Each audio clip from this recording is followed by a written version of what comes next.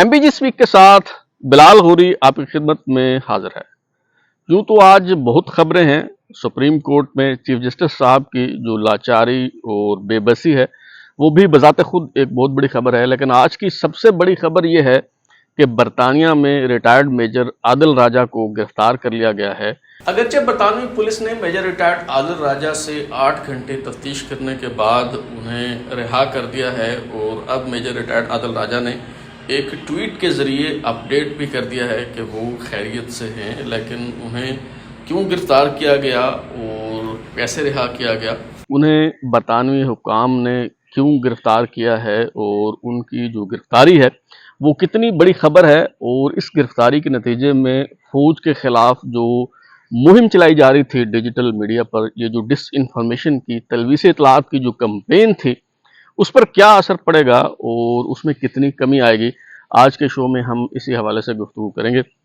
तो जनाब, पहले मैं अपने एक व्लॉग में आपको बता चुका हूँ रिटायर्ड मेजर आदिल राजा के बारे में कि कभी वो 5th जनरेशन वार यानी 5वीं पुश्त की दोगली अबलागी जो जंग है या मुहिम है, कभी वो उसका हिस्सा हुआ करते थे। और जब मेजर जनरल बाबर इफ्तिखार जो बाद लेफ्टिनेंट जनरल के तौर पे प्रमोट हो गए और आजकल कोर कमांडर कराची के तौर पे खिदमत सर अंजाम दे रहे हैं, वो जब DGI-SPR हुआ करते थे यानी अफवाज पाकिस्तान के महकमा ताल्लुकात आमा के सरबराह थे, तो उस दौर में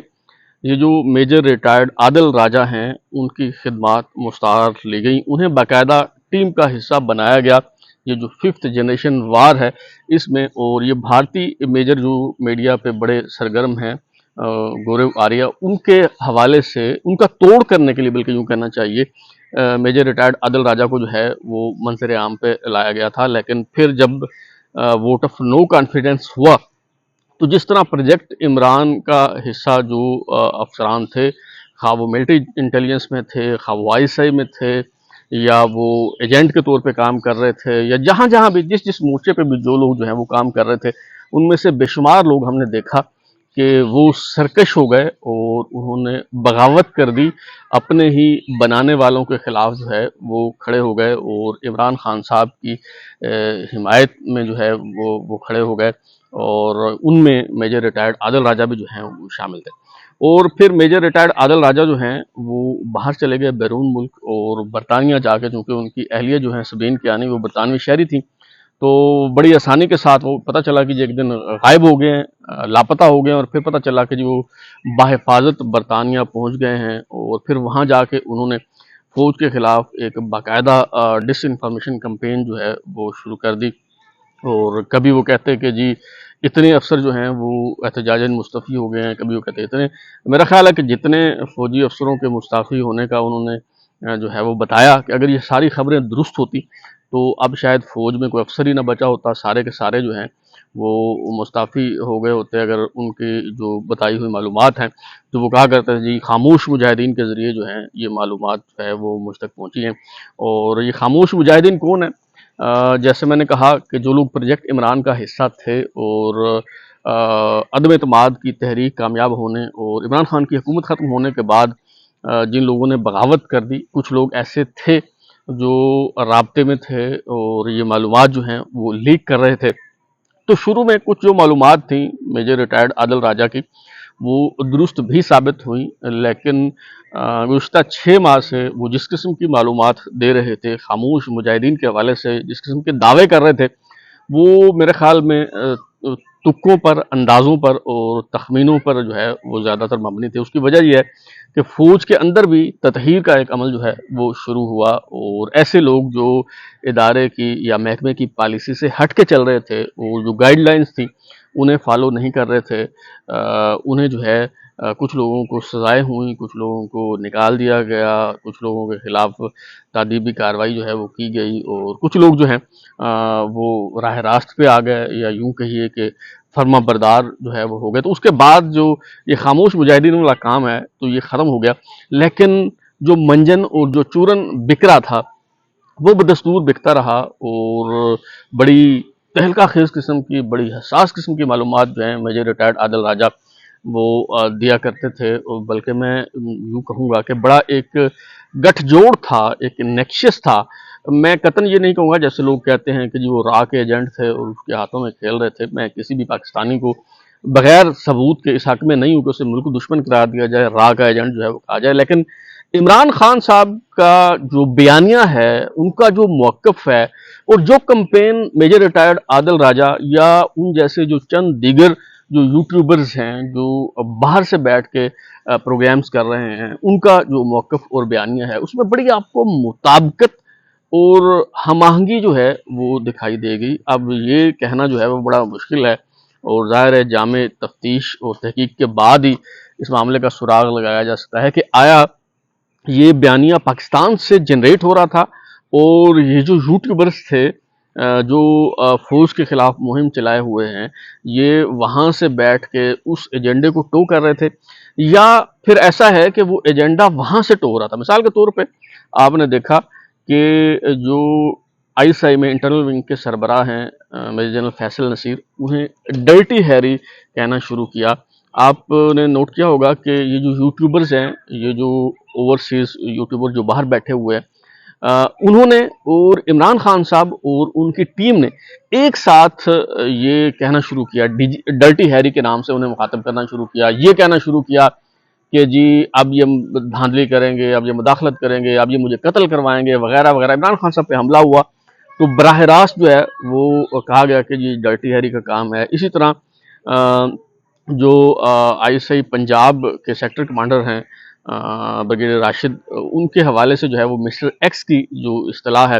وہ کوائن کی گئی. تو یہ تحقیق طلب بات ہے کہ آیا یہ ساری جو بیانیہ ہے, یہ جو اصطلاحات ہیں جو قائم کی جا رہی تھیں, کیا یہ وہاں سے لندن سے جو ہے یہ بیانیہ متشکل ہو رہا تھا اور پھر پاکستان میں آ رہا تھا, یا پاکستان سے یہ بیانیہ بن کے جو ہے وہ باہر جا رہا تھا؟ بہرحال جو بھی تھا, لیکن واٹس ایپ گروپس کے ذریعے اور سوشل میڈیا کے ذریعے اور یہ جو جدید ٹیکنالوجی کے یہ جو نئے ٹولز ہیں ان کو استعمال کرتے ہوئے, بروکار لاتے ہوئے, تو یہ فوج کے خلاف, ملک کے خلاف جو ہے وہ ایک بڑی زبردست مہم چلائی جا رہی تھی. اور میں نے پہلے بھی آپ کو بتایا ہے کہ تلبیس اطلاعات کی جو مہم ہوتی ہے, یہ جو پروپیگنڈا کمپین ہوتی ہے, اس کا کمال یہ ہوتا ہے کہ ایٹ دا اینڈ آپ پکڑ تو لیتے ہیں, لیکن جتنی دیر میں آپ کو ادراک ہوتا ہے, جتنی دیر میں آپ کو پتہ چلتا ہے کہ سچ کیا ہے, اتنی دیر میں جھوٹ جو ہے وہ پوری دنیا کا چکر لگا کے جو ہے وہ آ چکا ہوتا ہے, اور جو مقاصد ہیں وہ پورے ہو چکے ہوتے ہیں. تو اب میجر ریٹائرڈ عادل راجہ جو ہیں وہ جو بڑا لیڈنگ رول اس میں پلے کر رہے تھے. حالات یہ ہیں کہ برطانوی حکام سے مسلسل جو ہے وہ رابطے میں تھے پاکستانی حکام, اور بڑے عرصے سے جو ہے اس حوالے سے بات ہو رہی تھی کہ آپ کی سرزمین پہ بیٹھا ہوا ایک شخص جو ہے وہ ہماری قومی سلامتی کے لیے خطرہ بن رہا ہے, ہمیں دھمکیاں دے رہا ہے, مسلسل جو ہے وہ ڈس انفارمیشن جو ہے وہ پھیلا رہا ہے, تو آپ اس کے خلاف کارروائی کریں. اور اس حوالے سے آئی ایس آئی پنجاب کے جو سیکٹر کمانڈر ہیں بریگیڈیئر راشد نصیر, انہوں نے سو بھی کیا میجر ریٹائرڈ عادل راجہ کو, برطانیہ میں جا کے ان کے خلاف حد تک عزت کا کیس بھی کیا. لیکن یہ جو کیس ہوتے ہیں یہ ظاہر ہے بڑا طویل عرصہ جو ہے یہ کیس چلتے ہیں, کارروائی جو ہے وہ بڑی لمبی ہوتی ہے. اس کے مقابلے میں جو کرمنل کیس ہوتے ہیں, جو فوجداری مقدمات ہوتے ہیں, وہ بڑی تیزی سے جو ہے وہ آگے بڑھتے ہیں. تو اب فوجداری مقدمے کے تحت ہی جو ہے برطانوی حکام نے, برطانوی پولیس نے جو ہے میجر ریٹائرڈ عادل راجہ کو گرفتار کیا. اس کا ایک فوری طور پہ یہ اثر تو ڈیفینیٹلی ہوگا کہ باقی جو لوگ جو یہ سمجھ رہے تھے کہ جی ایک دفعہ ہم پاکستان سے باہر چلے گئے تو پھر اب ہم وہاں بیٹھ کے جو مرضی کریں, جس کو جو مرضی کہیں, اور جس طرح کی غلط معلومات جو ہیں وہ پھیلاتے رہیں, جو مرضی جو ہے بات کرتے رہیں بغیر ثبوت کے, جو ہے وہ پروپیگنڈا جو ہے وہ کرتے رہیں, ہمیں کوئی پوچھنے والا جو ہے وہ نہیں ہے, ہمارا کوئی کچھ جو ہے وہ نہیں بگاڑ سکتا. میرا خیال ہے کہ اب یہ اس تاثر کی جو ہے وہ نفی ہوگی, اور وہ لوگ جو محسوس کر رہے تھے کہ جی ہم پہ کوئی ہاتھ نہیں ڈال سکتا اور ہم جو مرضی کریں, تو ان کو بھی یہ احساس ہوگا ذمہ داری کا کہ وہی بات جو ہے وہ کی جائے جس کا کوئی سر پیر ہو, جس کی کوئی ایویڈنس ہو آپ کے پاس, جس کا کوئی ثبوت ہو, جس کی کوئی منطق ہو, جس کی کوئی دلیل ہو. اس طرح نہیں کہ آپ نے بس کیمرہ جو ہے وہ آن کیا, جو آپ کے دل میں آیا آپ نے جو ہے وہ کہہ دیا, جس طرح کی مرضی آپ ڈس انفارمیشن کی کمپین ہے آپ چلا دیں, آپ کو پوچھنے والا کوئی نہیں ہے. لیکن کیا اتنا کافی ہے؟ میرا خیال ہے کہ اتنا کافی نہیں ہے. اور جس طرح میجر ریٹائرڈ عادل راجہ ان لوگوں میں شمار ہوتے ہیں جنہیں 5th جنریشن وار کے تحت جو ہے وہ بنایا گیا, کھڑا کیا گیا, تو اس طرح دیگر جو بہت سے لوگ ہیں جو اس وقت درد سر بنے ہوئے ہیں وہ سارے کے سارے وہ ہیں جنہیں آپ نے اس جگہ پہنچایا ہے، آپ نے انہیں پروموٹ کیا ہے، آپ نے اپنے سروں پہ جو ہے وہ بٹھایا ہے۔ اس حوالے سے سوچنا چاہیے کہ کیا اس طرح کے لوگوں کو سروں پہ بٹھانا چاہیے؟ کل تک یہ آپ کے اماں پہ دوسرے لوگوں کو غداری کے سرٹیفکیٹ بانٹا کرتے تھے، انہیں غدار کہا کرتے تھے، اب یہ آپ کے جو ہے وہ سر ہو گئے۔ تو اس حوالے سے غور کرنے کی ضرورت ہے کہ کیا اس طرح لوگوں کو پروموٹ کر کے اور مصنوعی طریقے سے جو ہے اس طرح کے بت تراشنے چاہیے جو آپ کے لیے درد سر بن جائے۔ اب تک کے لیے اتنا ہی، فی الحال اوری کو اجازت دیجیے، پھر ملاقات ہوگی۔ اگر آپ کو ہمارا شو پسند آیا تو اسے لائک کریں، کامنٹ کریں، شیئر کریں، اور ہمارا چینل سبسکرائب کرنے کے بعد بیل آئکن یعنی گھنٹی ضرور دبائیں تاکہ آپ کو نئی ویڈیوز کے نوٹیفیکیشن ملتے رہیں۔ بہت شکریہ۔